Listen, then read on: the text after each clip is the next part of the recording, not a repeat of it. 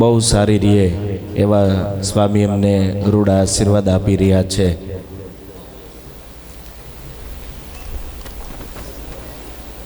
ઉત્સવની વાત પણ પૂજ્ય કોઠારી ભક્તિજીવન સ્વામીએ બહુ સરસ કરી. સુવર્ણ જયંતિ મહોત્સવ ઉજવવાનો છે તો બધાએ ભેગા મળી સેવા કરી અને ઈષ્ટદેવ પરમાત્મા ભગવાન સ્વામિનારાયણ અને ગુરુ મહારાજનો રાજીપો લેવાનો છે અને ખભે ખભો મિલાવી એકમેક થઈ અને બધા આપણે ઉત્સવ કરીને આપણા ઈષ્ટદેવને રાજી કરી શકીએ.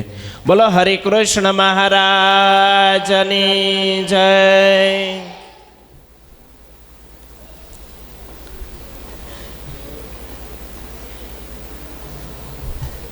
ચાલો રેડી.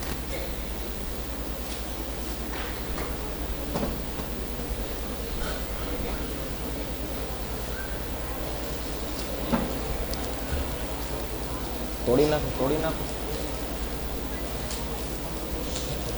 તૈયારી રખાય.